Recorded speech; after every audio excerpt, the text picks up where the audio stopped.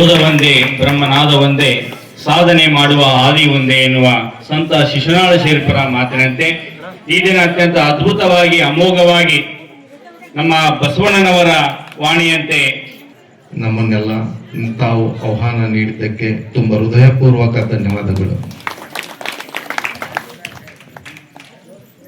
ಈ ಕಾರ್ಯಕ್ರಮಕ್ಕೆ ಮೊದಲು ಬಂದಾಗ ನಾವು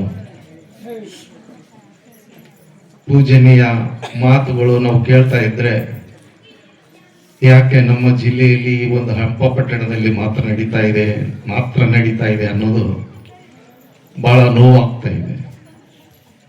ಪ್ರತಿ ಹಳ್ಳಿಯಲ್ಲಿ ಆಗ್ಬೇಕಾಗಿದೆ ಈ ಕಾರ್ಯಕ್ರಮ.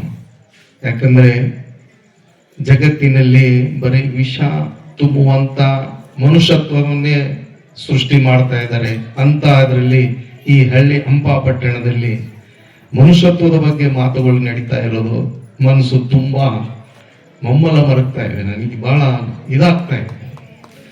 ಸ್ವಾಮಿಗಳು ಮತ್ತು ಈ ಟ್ರಸ್ಟ್ನ ಗೌರವಾನ್ವಿತರು ಪ್ರತಿಯೊಂದು ಹಳ್ಳಿಯ ಪ್ರಮುಖ ವ್ಯಕ್ತಿಗಳನ್ನು ಕರೆಸಿ ಇಂಥ ಕಾರ್ಯಕ್ರಮಗಳು ಅವ್ರ ಮುಖಾಂತರ ತೋರಿಸ್ರಿ. ಆ ಹಳ್ಳಿಯಲ್ಲಿ ಮನುಷ್ಯತ್ವವನ್ನು ಸಾರಬೇಕಾಗಿದೆ.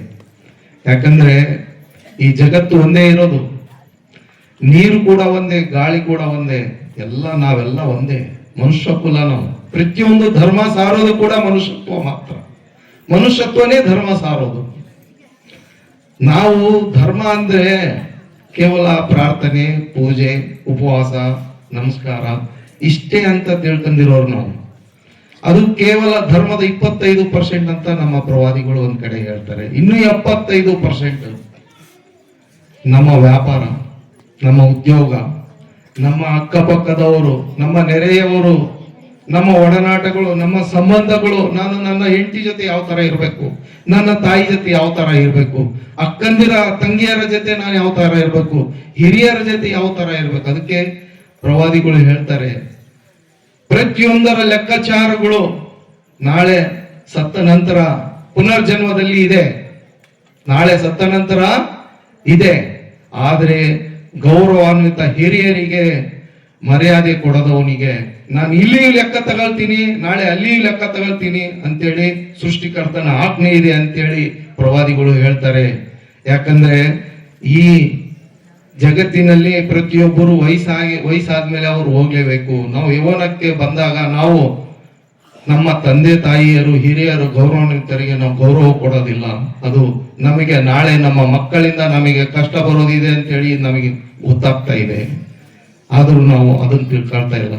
ನಾವು ಮತ್ತೆ ಪ್ರಾಮಾಣಿಕವಾಗಿ ಉದ್ಯೋಗ ವ್ಯಾಪಾರಗಳು ಮಾಡ್ಬೇಕಂತ ಹೇಳಿ ಬಸವಣ್ಣವರು ಕಾಯಕದ ವಿಚಾರದಲ್ಲಿ ಬಹಳಷ್ಟು ದೊಡ್ಡ ಧರ್ಮದ ಒಂದು ದೊಡ್ಡ ಭಾಗನೇ ಇದೆ ಬಸವಣ್ಣವರದ್ದು.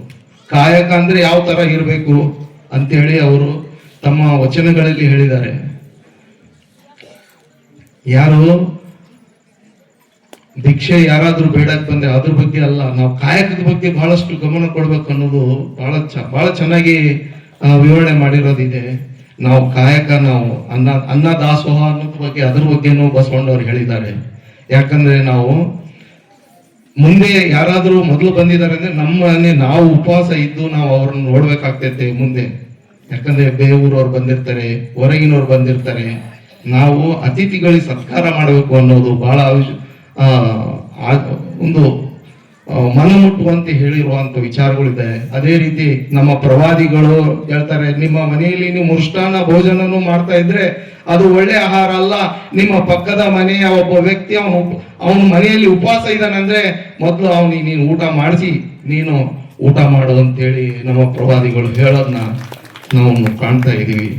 ಈ ವಿಚಾರವಾಗಿ ನಮಗೆ ಇಲ್ಲಿ ಆಹ್ವಾನ ಕೊಟ್ಟು ನಮಗೆ ಒಂದೆರಡು ಮಾತಾಡಕ್ಕೆ ಅವಕಾಶ ಕೊಟ್ಟಿದ್ದಕ್ಕೆ ಎಲ್ಲರಿಗೂ ಧನ್ಯವಾದಗಳನ್ನ ಅರ್ಪಿಸ್ತಾ ನಮಸ್ಕಾರ.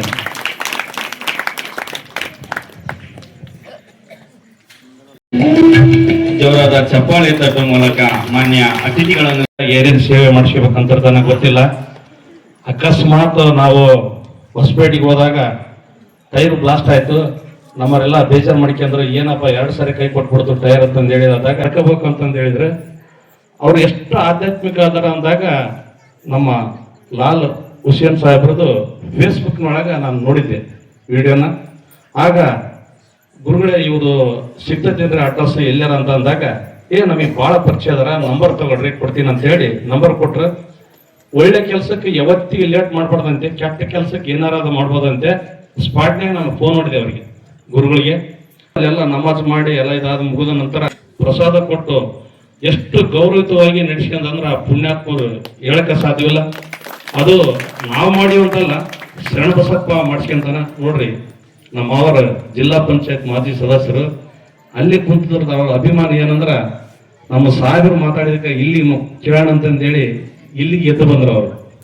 ಯಾಕಂದ್ರೆ ಅವರು ವಾಣಿ ಹಂಗೈತಿ. ಆ ಪುಣ್ಯಾತ್ಮರು ಇವತ್ತು ಬಂದದ್ದು ನಮ್ಮ ಭಾಗ್ಯ ಅನ್ಕೋಬೇಕು.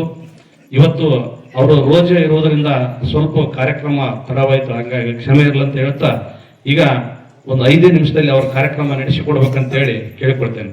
ಬೇಗ ಜಗದೀಶ್ವರ ಕಲಬುರಗಿ ಶ್ರೀ ಶರಣ ಬಸವೇಶ್ವರ, ಕಲಬುರಗಿ ಶ್ರೀ ಶರಣ ಬಸವೇಶ್ವರ ಪರಮೇಶ್ವರ.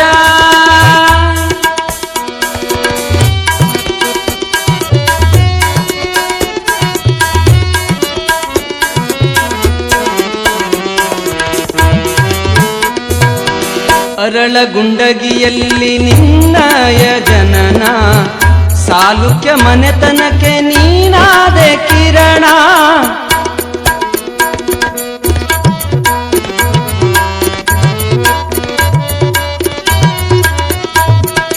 ಅರಳಗುಂಡಗಿಯಲ್ಲಿ ನಿನ್ನಯ ಜನನ, ಸಾಲುಕ್ಯ ಮನೆತನಕ್ಕೆ ನೀನಾದೆ ಕಿರಣ. ನಿತ್ಯವೂ ಮಾಡಿದೆ ಗುರುವಿನ ಸ್ಮರಣ, ನಿತ್ಯವೂ ಮಾಡಿದೆ ಗುರುವಿನ ಸ್ಮರಣ. ಸತ್ಯ ಕಾಯಕ ಜ್ಯೋತಿ ನೀನಾದೆ ಶರಣ. ಪರಮೇಶ್ವರ ಜಗದೀಶ್ವರ, ಪರಮೇಶ್ವರ ಜಗದೀಶ್ವರ, ಕಲಬುರಗಿ ಶ್ರೀ ಶರಣ ಬಸವೇಶ್ವರ, ಕಲಬುರಗಿ ಶ್ರೀ ಶರಣ ಬಸವೇಶ್ವರ.